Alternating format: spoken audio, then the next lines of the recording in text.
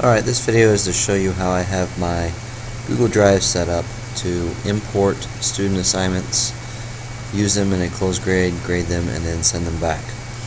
So here you'll see I have my drive.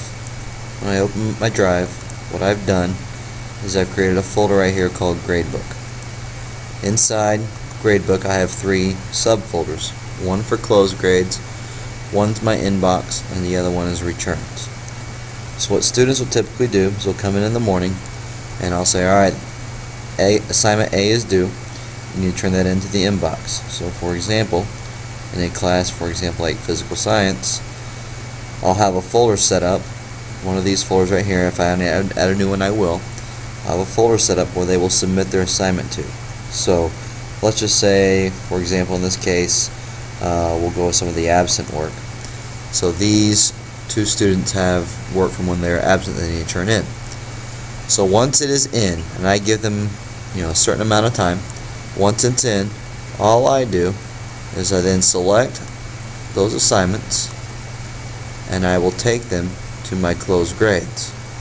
So I'll open that up so I can see it, the same class. Notice I have subfolders for each class, and I will just simply take those and drag them in to that folder. What that does, and it gives me this message, move out of shared folder, because my inbox was shared with all of them where they could edit and drop things in. Once I move their assignments from their inbox, they can no longer see those assignments because only I have access to my closed grades. So I click on move.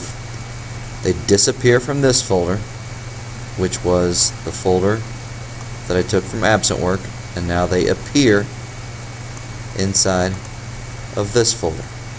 Now I haven't created that folder yet, so if I wanted to create a folder for absent work, I would just click on new folder,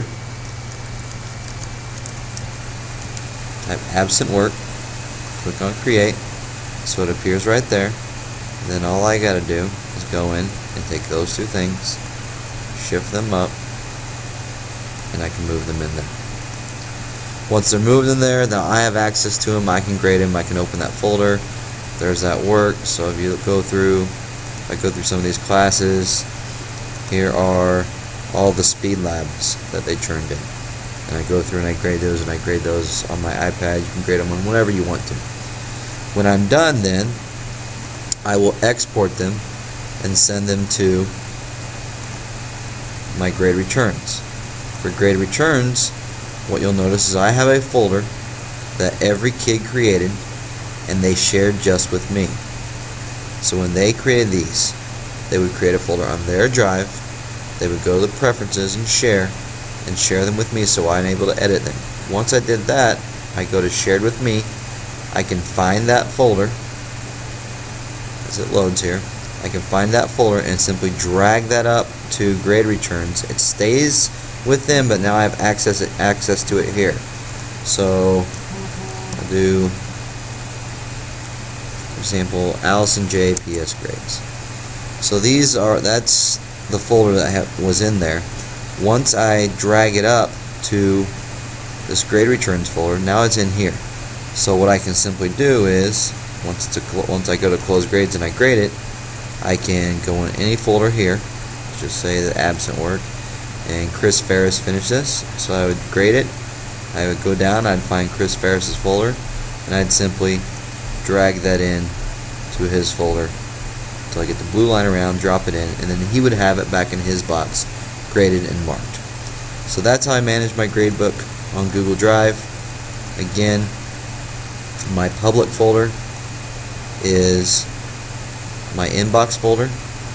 Once I grab that and take it to close grade, only I can see it, and then every student shares a folder with me. If you have multiple classes, you could always put these kids in their own class. For example, I have APCS here. If I open that, you can see I have folders for all of those students as well.